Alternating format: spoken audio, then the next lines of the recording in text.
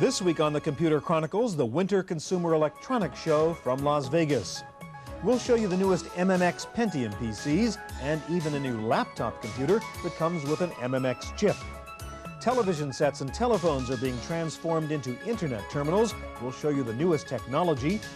Internet audio was hot at CES with a new device that lets you record net audio and play it back later through a portable Netman.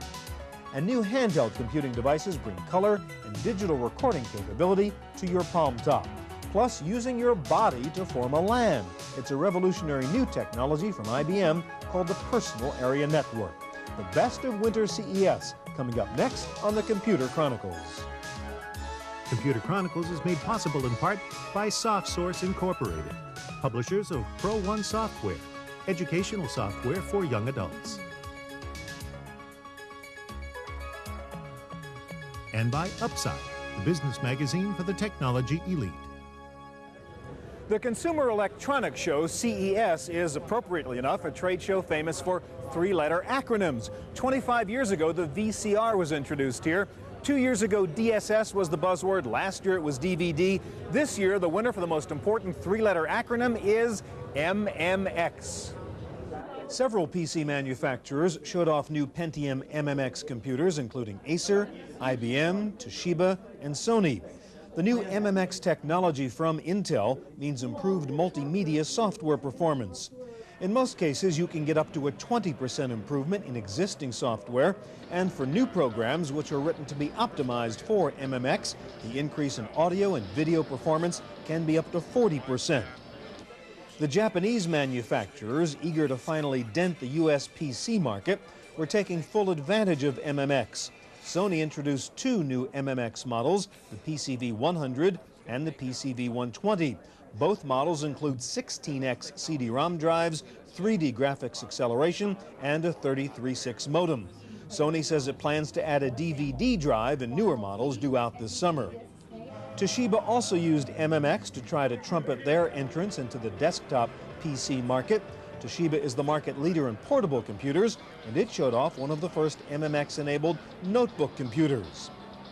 Like Sony, Toshiba says it plans to add a DVD drive to its new desktop PC line. The digital video discs represent a quantum leap in storage capacity. It can hold about 17 gigabyte on one CD-ROM drive, so we can get a lot more interactive movies. It's fully compatible with your old CD-ROMs and music CDs. IBM announced it was now using the new MMX Pentium processor in its Aptiva S series of computers. The Aptiva S80 and S90 are optimized to deliver better quality audio and smoother video. But IBM's newest innovation has nothing to do with MMX. The engineers at IBM have come up with their own three-letter acronym, PAN, short for Personal Area Network. This is an incredible new technology that uses your body to transmit data from one computer to another. PAN technology, like many significant innovations, had a curious beginning. Well, it started out as a project with Penn and Teller, the bad boys of magic, and I was at the MIT Media Lab, and we were working to make a magic trick so Penn could wave his hands in space and control musical instruments. And Professor Neil Gershenfeld and myself realized that not only could we just send this signal through the body, but if we turned it on and off, we could send ones and zeros through the body and make things like personal area networks. How do you use a personal area network? Two people, each attached to portable computers, could exchange electronic business cards simply by shaking hands. Or you could transmit your phone company calling card number to the telephone simply by touching the phone. What I'd like to do is replace all these cards with one card, which we're working on. It's about twice as thick as a credit card that can always be in your pocket. And so let's think of a calling card. If I pick up a payphone, the calling card number comes to the card in my pocket, through my body, to the phone receiver, and off to the phone company. So basically, I just pick up a payphone and dial the number I want, and automatically the calling card number goes up to the phone. So no one can peek behind your back and see the calling card and the number. And basically, all payphones become your home phone. The personal area network technology is relatively simple. It uses the chemicals in your body to act as a conductor so that digital bits can travel just underneath your skin, sending tiny electromagnetic currents through your body and into the person or thing you're touching. The use of personal area network technology can have some bizarre results. Basically, it's the salt in our blood that makes us conductive. So even if you're dead, it'll work for several years.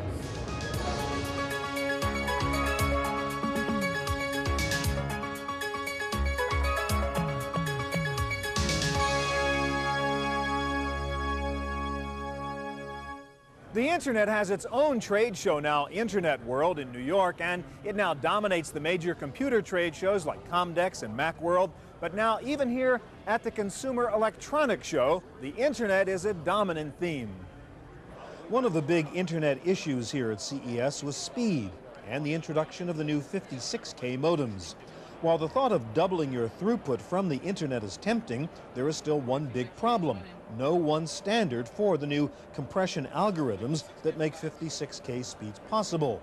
There are 3 competing standards now, and all 3 players were making their pitch for acceptance here at CES. U.S. Robotics, the first to announce a 56K modem, claimed that over 100 online providers had adopted their X2 standard. But Motorola, touting another standard, warned that consumers should be cautious before plunking down money for one particular technology. The importance of that is that in the 56K world, you will have to be supported at the head end. In other words, by the internet service provider who has a central site modem that needs to support one technology or the other.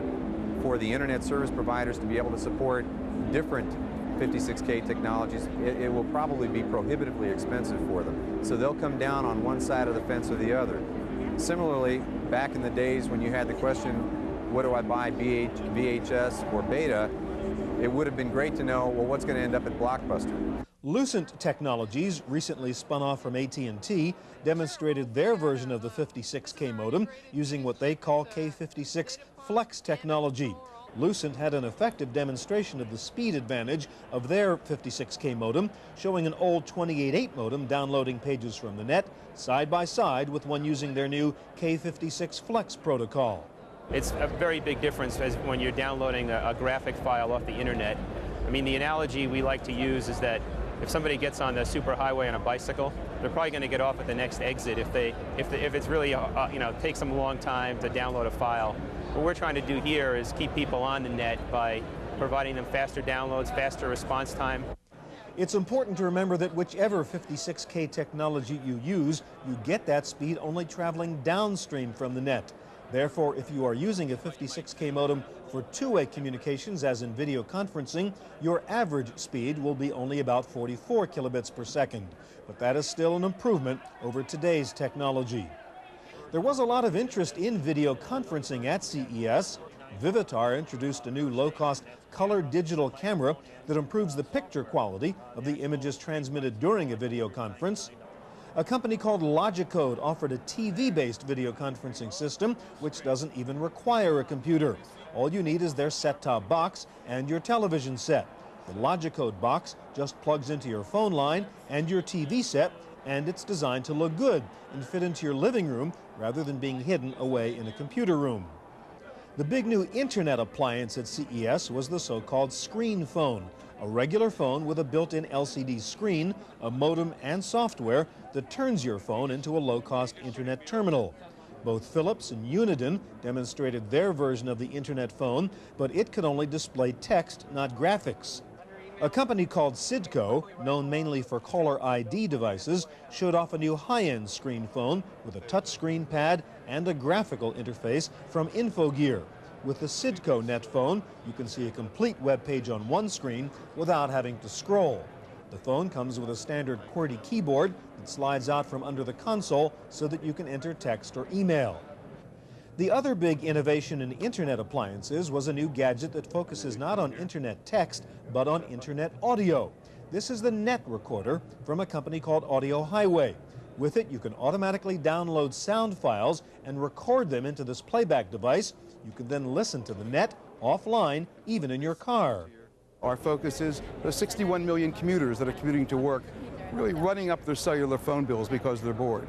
We find there's a wide array, a virtual rack of audio to choose from. And you can have anything from music to audiobooks to magazines to newspapers to a search of subjects and titles that you'd like. With the Audio Highway Net Recorder, you can even listen to your email, the latest news, or music from the new web radio stations while you jog. For this last show of the year, we've collected some of our best guest interviews of 1996. We'll also have Internet audio was used in a slightly different way by a company called Dagar Software. Their gambling casino program, called Interbet, includes real background audio from Las Vegas. And if you live outside the United States, you can actually gamble online with Interbet using real money.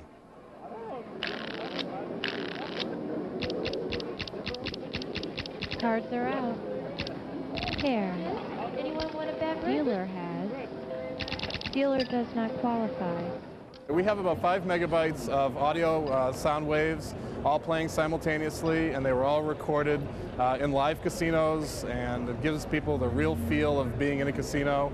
And finally, one clever inventor has come up with a solution to forgetting you're online. This is Dagar's Disconnect software. It gives you a video and audio warning if you are online but have not been active for a predetermined period of time. This is helpful if you get interrupted or stop to take a break and forget you're online.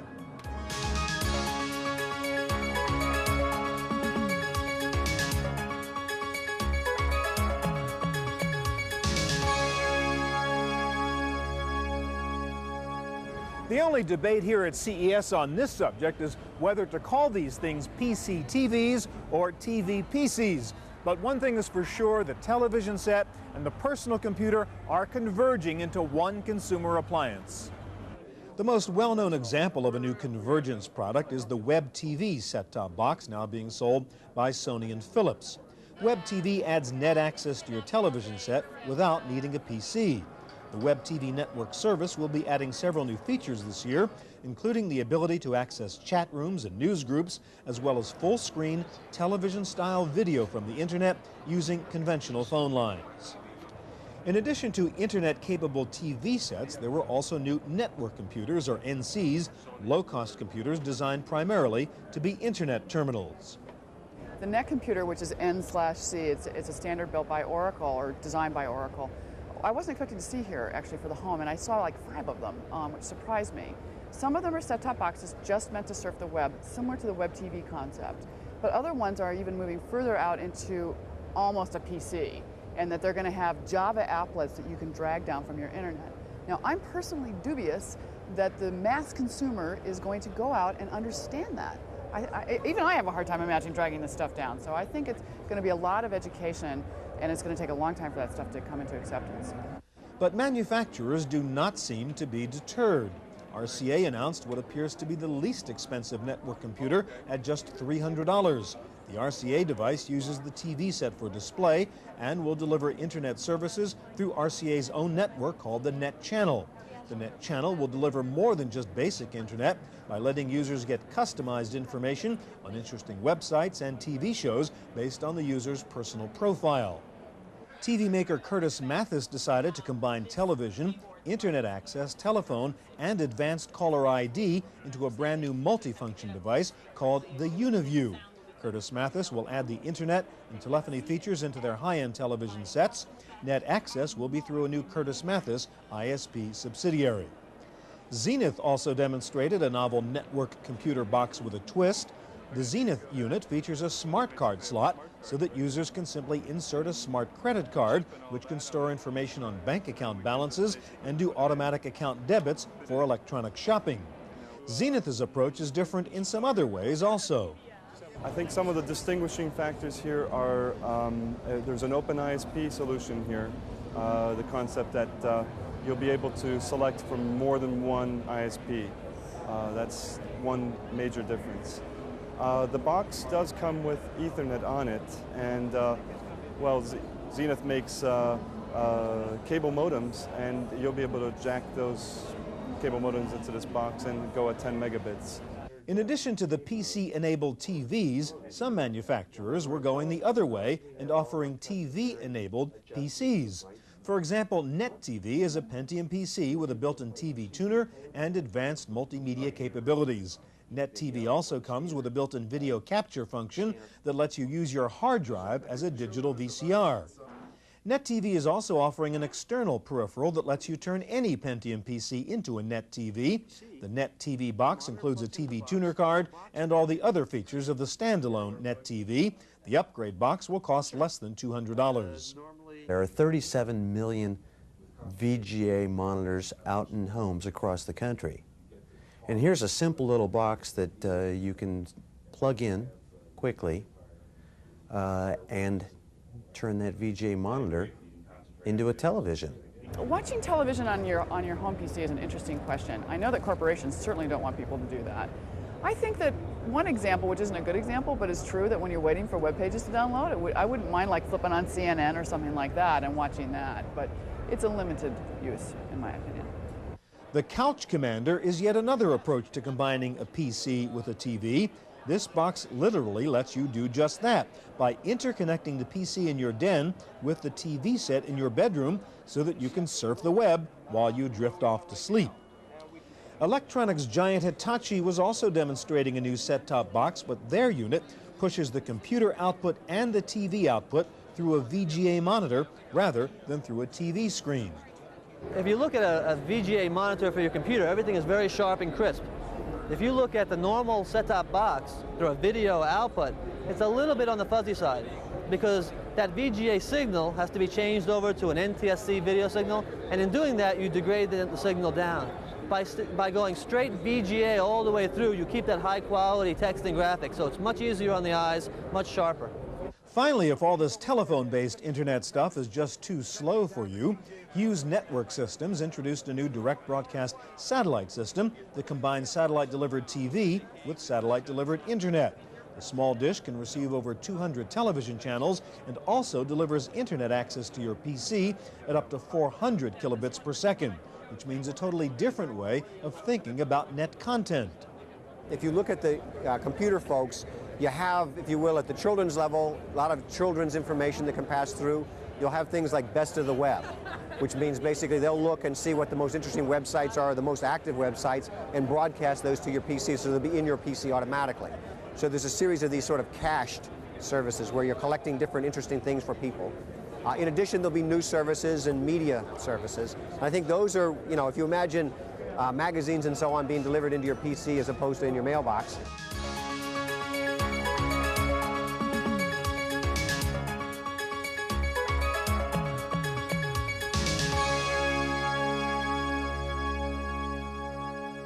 Handheld computing devices were another hot topic at CES. Several companies showed off new Windows CE-based handheld PCs. Among the smallest and the smartest is the Philips Velo 1, which not only comes with a built-in modem, but the modem is implemented in software rather than hardware. With the software modem, the battery consumption is far lower than with the PCMCIA card. That is to say, with alkalines, we're seeing 2 hours of battery life connected directly to the web the entire time, or with our rechargeable pack, 4 hours, and with lithium cells, up to 7 hours, which is a quantum leap from the battery consumption when you use a PC card modem. If you're using a Windows CE Palm Top, a nice add-on is this handwriting recognition software called SmartWriter. It can be used right out of the box without a lengthy training process. SmartWriter recognizes 15 to 20 characters per second, which is 4 to 5 times faster than the average person can write. Sharp introduced an impressive color version of its Zorus PDA called the MI10. It features a 5-inch color TFT LCD screen capable of displaying over 65,000 colors. The MI10 has a built-in web browser for easy net access, and it has an optional digital audio and video recorder to capture sounds and images. There were other new products for road warriors here at CES. Timex introduced a notebook adapter for the new DataLink watch, which now lets you transmit data from a laptop without having to attach it to a CRT monitor. The DataLink watch can download data from your computer by reading flashing lights, much like a barcode reader. The watch can store phone numbers, addresses, appointments, and even small text files. The new 150 version also lets you download various timing applications, such as a chronograph or a countdown timer. No road warrior would be found traveling without his cell phone. and several companies introduced new peripherals that claim to protect you from a cell phone's electromagnetic radiation. MicroShield covers the entire phone with a specialized shielding contained within the leather layers of the case, and it covers your keypad with a PVC screen containing an ultra-fine mesh. The MicroShield costs about $60. Kodem Retail introduced the Phone Shield, another approach to radiation protection. The Phone Shield comes in different sizes to fit each style cell phone. This model costs about $30. And an Israeli company called Kelser demonstrated another anti-radiation device called the Rad Gap. The idea here is to simply increase the distance between your head and the radiation-emitting antenna.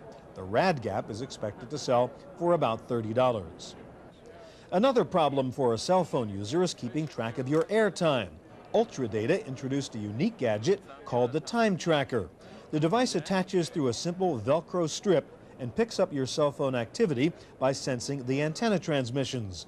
The Time Tracker can display your current monthly bill and even keep track of free off-peak usage. There were all kinds of odd computer gadgets here at CES. This is a hands-free computer control device called the CyberLink system from CMSI. The headband digitizes various electromagnetic signals from the skin to produce a series of virtual computer commands called brain fingers. According to the theory, by learning to create changes in the energy levels of your brain fingers, you will be able to control your computer. The 3D first-person games like Doom and Quake are cool, but wouldn't it be nice to play them in a real 3D visual environment? Well, a company called eDotscape demonstrated this wireless 3D video system that does let you play computer games in 3 dimensions. The 3Dscape wireless viewer will be packaged with a new holographic version of Quake and sell for about $100.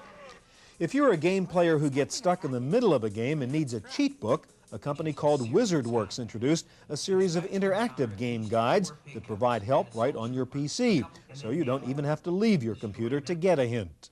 Curtis has a flashback to when he was in the mental hospital.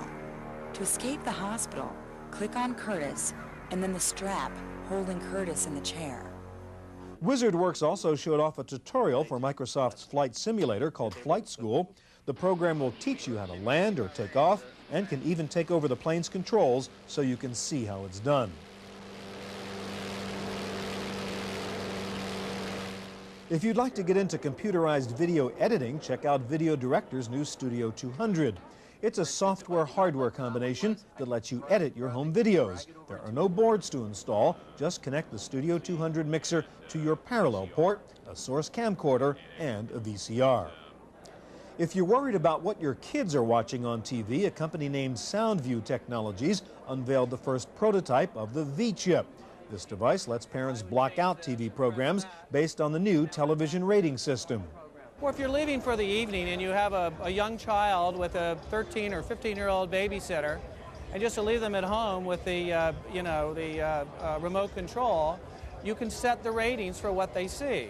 And you can choose things that you think are appropriate so they don't get mesmerized or start staring at sexually explicit or violent programming. A row of 6 lights corresponds to the 6 new rating levels to continually remind you of the rating of the show you're watching. If you don't care about sex and violence on TV but just want to know what's on, this is the latest version of StarSight, the on-screen programming guide. StarSight will be built into several new TVs and VCRs, offering the same kind of on-screen program guide that is available now with DSS receivers. The average household actually gets about 12,000 shows delivered to them each week. What StarSight allows is the ability to navigate between those choices, choose a show that interests you, and with the press of one button, VCR recording automatically controls the operation of your cable box, VCR, transport controls, and powers everything off automatically. There were several new video cameras introduced here at CES. Panasonic showed off a camera with a built-in electronic motion sensor so the camera can automatically follow the action. Tyco demonstrated this cute color video camera just for kids. Plug it into your TV to just see your picture, or plug it into a VCR to record. ITT introduced a new night vision device to enable you to shoot still and video pictures in the dark. And Sony introduced a new camcorder with a twist called the PC7. It also features what we call a mirror mode, which is kind of nice because I flip it over like that, it inverts the image. You, the subject, get to see yourself in the view in the LCD monitor. I get to see you in the advanced color viewfinder here. It's great for shooting kids. They love to see themselves on TV and they get very animated usually. And if all this fast-paced trade show action gets your nerves on edge, check out this new piece of software that teaches you the techniques of shiatsu relaxation. The head point is located on the groove between the thumb and index finger at the back of the hand. Learn the ancient secrets of this healing art on your computer and keep your mind stress-free. Yeah, the computer stuff here is cool. There's internet everywhere, but in the end, a CES show is about electronic appliances and about being very tired at the end of a long day after walking miles through 4 different convention exhibit sites. So my pick of the week for this CES show is this very relaxing, computerized electronic Panasonic massage chair. It's a great way to end the day here at the show and a great way to end this show. That's it for this week's Computer Chronicles. Hope we'll see you here again next time. Computer Chronicles is made possible in part by SoftSource Incorporated, publishers of Pro One software, educational software for young adults. And by Upside, the business magazine for the technology elite. To order a videotape of this program, call 1-800-916-PCTV. Please ask for tapes by show number and title. And for more help in keeping up with the fast-changing world of personal computing, order the Chaffee letter. Each month, Stuart writes in detail about topics covered on Computer Chronicles and includes his commentaries on the technology that directly affects how you use your computer. For a videotape or a subscription to the Chaffee letter, call 1-800-916-PCTV. The Chaffee letter, your solution to information overload. For more information on anything you've seen on today's program, check out our website at www.pctv.com.